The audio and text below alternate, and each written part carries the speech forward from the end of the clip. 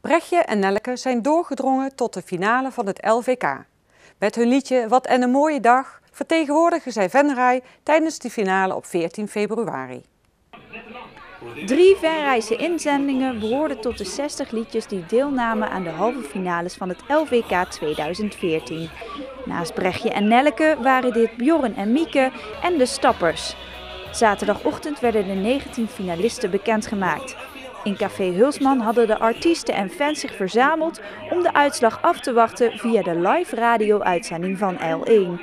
Het was 2 uur lang billen knijpen. En toen de L1-verslaggever uiteindelijk Café Hulsman binnenkwam om een finalist bekend te maken, was de spanning om te snijden.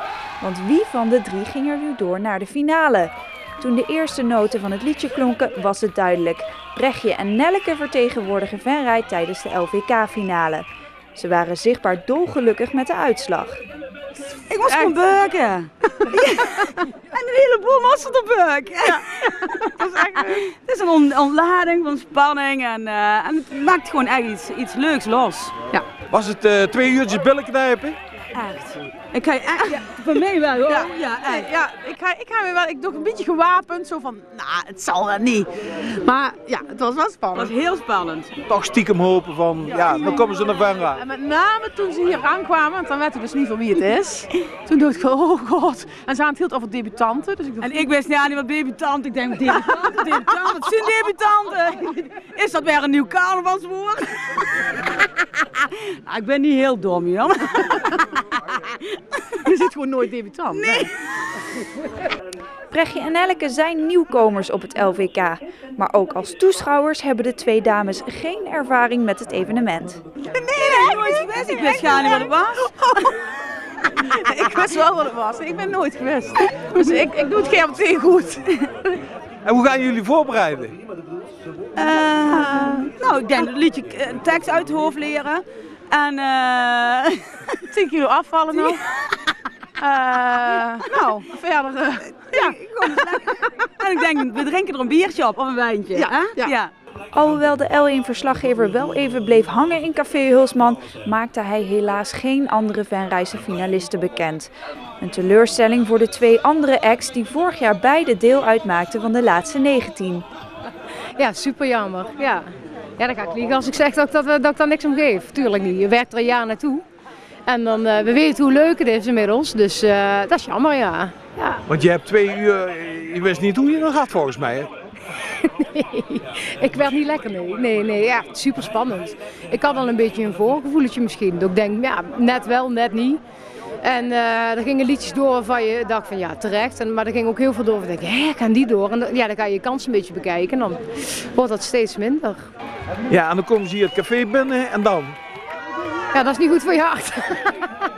Nee, dat is niet goed voor je hart. En dan moet je wachten tot ze een liedje inzetten. Ja, bij de eerste toon, dan weet je het al. En dan ben je ook echt oprecht blij voor Brechtje en Nelleke. Ik vind het vet dat hun de Venray mogen vertegenwoordigen en dat ze dat mee mogen maken. Want dat is gewoon gigantisch. Dat is echt vet. De LVK-finale is op vrijdag 14 februari. Via een live televisieuitzending van L1 is de finale te volgen. Ik zeg ja tegen het leven en ja tegen Ola. Ik zeg ja tegen mijn eigen, wat een bierste mooie dag. Ik zeg ja tegen het leven en ja tegen Ola. Ik zeg ja tegen mijn eigen, wat een bierste mooie dag. Ik zeg ja tegen het leven en ja tegen Ola. Ik zeg ja.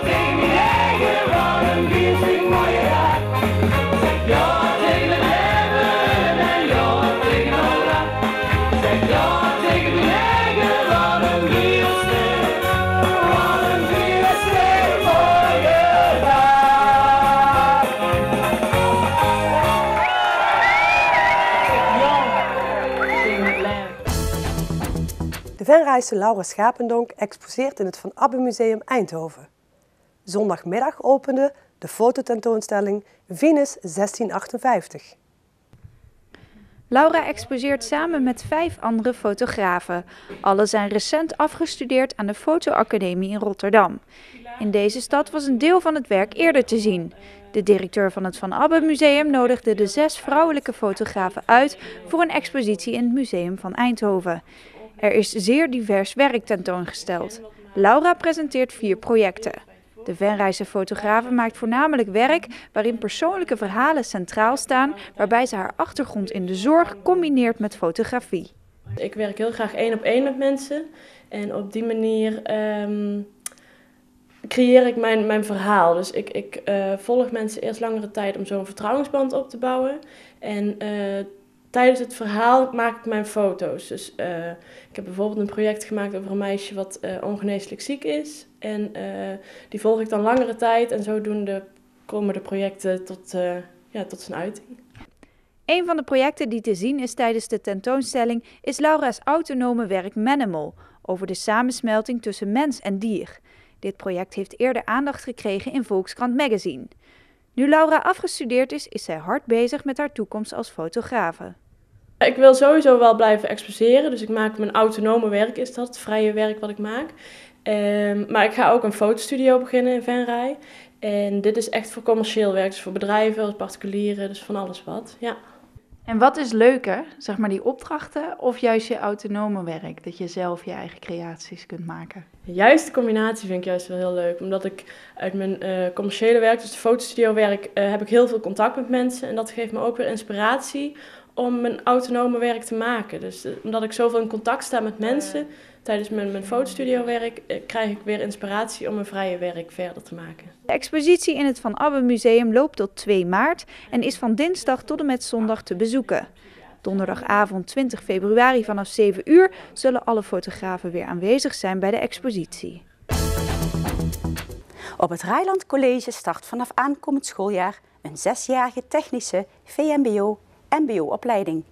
De Venraayse school wil hiermee inspelen op de behoeften van nu en straks in het bedrijfsleven. Natuurlijk is techniek altijd een belangrijke sector geweest. De vraag naar personeel is echter ook steeds meer gericht op mensen die gespecialiseerd zijn in nieuwe technieken. Dat is een stuk breder dan de ambachtelijke vaardigheden die ooit geleerd werden. Om de opleiding beter aan te sluiten op de vraag van het bedrijfsleven, start het Rijland College vanaf augustus een 6-jarige VMBO-MBO-opleiding. We gaan dus vanaf het eerste jaar hebben de kinderen de mogelijkheid om voor techniek te kiezen. En daar hebben ze een opleiding van 6 jaar. We denken daar uiteindelijk tijd mee te winnen. Daar hebben ze een MBO-diploma op zak. Er zijn 2 praktijkgerichte programma's. Een technologieroute, bedoeld voor VMBO-T-leerlingen, en een vakmanschapsroute voor VMBO-basis en kader. Het onderwijs wordt gegeven aan de hand van thema's waarbij andere vakken aansluiten op het onderwerp. Ze gaan dus aan projectmatige opdrachten werken, dus bijvoorbeeld over zon of over water. En er wordt eigenlijk vanaf helemaal het begin simpel bekeken van welke dingen komen nou in die technieken voor en wat heeft er allemaal mee te maken. Allerlei andere vakken die worden er ook bij betrokken, bijvoorbeeld natuurkunde en stel dat ze bijvoorbeeld Engels een stukje tekst hebben, dat heeft dan ook met het project te maken met wat ze op dat moment eigenlijk aan het doen zijn. Dus dat is eigenlijk allemaal een beetje op elkaar afgestemd. Het Rijland College wil af van het idee dat techniek voornamelijk te maken heeft met ambachtelijk werk, zoals timmeren of bouwen. Techniek is een stuk breder en overal om ons heen in de moderne wereld. Met hedendaagse voorbeelden en toepassingen wil de opleiding techniek boeiender maken voor de leerlingen. Nou, wij denken dus als we meer inspelen op de belevingswereld van de leerlingen, dat we de techniek wel een stuk aantrekkelijker kunnen maken. Denk bijvoorbeeld aan de Voice of Holland of aan de telefoontjes waar leerlingen toch heel veel mee bezig zijn. Je zou bijvoorbeeld kunnen zeggen, we gaan een appje ontwerpen. Ik denk dat dat voor een leerling toch wel heel erg aanspreekt. Het Rijland College is op dit moment een scholengemeenschap voor alleen voortgezet onderwijs. Om de techniekopleiding ook tot een volwaardige vervolgopleiding te maken, wordt samengewerkt met het mbo en bedrijfsleven. Daar zijn al afspraken gemaakt om die samenwerking te gaan doen. De mbo om dingen die wij hier op school niet aan kunnen bieden of dingen waar wij geen kennis of materiaal van hebben, om dat extern te gaan doen, om dat buiten de school te gaan doen. En de bedrijven om ook dingen die wij niet hebben en die zelfs misschien de mbo-scholen niet hebben, om die te zien. Bijvoorbeeld 3D-printen, iets wat vaak dure machines zijn en waar op school heel moeilijk zijn om die zelf aan te schaffen. Dus dat we dat elders kunnen gaan bekijken bijvoorbeeld. Gisteren konden basisschoolleerlingen al wat meer informatie krijgen over de nieuwe techniekopleiding. Tijdens het open huis was een lokaal speciaal ingericht met allerlei technische toepassingen, zodat de kinderen al een idee konden krijgen van wat je allemaal tijdens die 6 jaar kan doen. Je bent vandaag hier op het Rijnland aan het kijken. Waarom ben je hier? Voor de 6-jarige techniekopleiding. En je hebt al een beetje rondgekeken. Lijkt het je wat? Ja. Wat lijkt je er leuk aan? Vooral het samenwerken en dan mag je het maken, ontwerpen en dan ook weer uittesten. En dat is wel leuk. Je staat nu in een lokaal en dan gaat het over een 6-jarige VMBO-MBO-opleiding. Lijkt dat je wat? Ja, denk het wel. Want wat vind jij van techniek? Best wel leuk. Doe je er al wat mee? Ja, thuis niet. Maar vorige week heb je wel iets met techniek gedaan. Ja, bij het Focus. En toen had ik een autootje gemaakt waar je potloden en pennen in kan doen. Weet jij al wat je later wil worden? Nee. Nog helemaal geen idee of heb je wel een klein beetje richting? Met mijn handen gaan werken, maar. Het Rijnland College start per 1 augustus met de technologische opleiding. En voordat het zover is, wordt er druk gewerkt aan het lesprogramma. Venray heeft sinds vorige week 2 wereldkampioenen. Tony Kersten en André Raafs zijn met hun vogels in de prijzen gevallen. En dit is een van die wereldkampioenen. En dit is de andere. En dit zijn de eigenaren van die bijzondere vogels.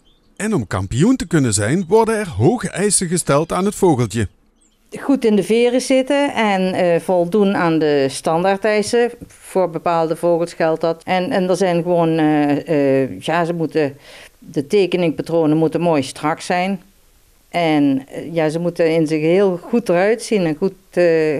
Goed. Vaak is het zo dat als ze goed in conditie zijn, en als ze goed verzorgd worden, dan heb je eigenlijk al 90%, eigenlijk dat het een kwalitatief goede vogel is. Over die verzorging hoeven de vogels zich niet zo druk te maken. De eigenaren doen er alles aan om het ze naar de zin te maken. Ja, dan krijgen ze iedere dag zoveel mogelijk vers voer, vers water.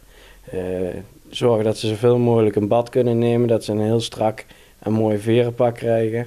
Ja, dat is al heel wat waard in ieder geval. En zorgen dat ze, als je ze uitgezocht hebt, dat ze de ruimte krijgen, dat ze een andere vogel ook die vogel niet aan kan pikken. Dat ze gewoon apart zitten. Dat is heel belangrijk. Van badwater worden de vogels heel mooi. Als je ze veel gelegenheid geeft om te baden. Voor tentoonstellingen doen we ook altijd van tevoren dus wennen aan de TT-kooi en wennen aan mensen. Want hoe rustiger die vogel zich presenteert, hoe beter die ook voor de dag komt. Hoe meer punten die vergaart. En ook regelmatig de kooitjes verzetten op een andere plaats en dan weer terugzetten. En veel de kooitjes oppakken. Dan worden de vogels ook een stuk rustiger van. En op een gegeven moment, hoe rustiger ze zijn, hoe meer dat ze zichzelf tonen. Op een gegeven moment dan gaan ze gewoon voor op het stokje zitten en dan laten ze zichzelf eigenlijk gewoon zien hoe mooi ze zijn. En dat is ook een beetje de kunst. Dat is de kunst van het africhten. Kampioenen in spe hebben dus een eigen kooitje, leven vaak in huis in de kamer of keuken van hun baasje en komen niks tekort. Ze gaan vaak op reis naar tentoonstellingen en als alles optimaal is geweest, winnen ze daar dan ook prijzen. Ik heb sowieso brons met een stam fraters. Een stam wil zeggen dat het 4 dezelfde vogels zijn. Althans, je probeert 4 zoveel op elkaar mogelijk lijkende vogels uit te zoeken. Ja, en die zend je dan in. Ja, en dat noemen ze dan een stam. En daar had ik dan brons mee. En goud, zilver en brons had ik eigenlijk in een groep van Europese seizen met verschillende kleuren. Dat was eigenlijk de moeilijkste groep en de grootste groep die daar aanwezig was. Ja, en in die groep daar had ik dus goud, zilver en brons. En die goud had ik dan met een ivoire man. En zilver met een ivoire pop. En brons met een pastel man. Dus dat is... daar ben ik ook wel trots op dat ik eigenlijk die prijzen in die groep allemaal heb gepakt. Ja, dat is toch het moeilijkste wat er is eigenlijk. Deze twee hebben dus allebei goud. Dit zijn allebei Australische prachtvinken. Dus die komen hier in de natuur niet voor. Alleen dus in avicultuur, zoals dat heet. Dit is de beste, die heeft de hoogste punten gehaald. Dat is ook nog eigenlijk een oceanische prachtvink. Dus in die eilandengroep rond Australië komen die voor in de natuur. Door hun inspanningen hebben beide vogelvrienden al heel wat prijzen gewonnen met hun diertjes. Maar ze zijn op verschillende manieren tot deze aparte hobby gekomen. Ja, ik ben eigenlijk al van kinds af aan helemaal gek van alles wat veren heeft eigenlijk. Ik vind niet alle vogels mooi of alle bevederde soorten, maar ik ben er van kinds af aan. Het zit ook niet echt in de familie of zo. Of, in de familie zijn we allemaal dierengek, maar niet met vogels of zo. Daar ben ik eigenlijk de enige die dat heeft.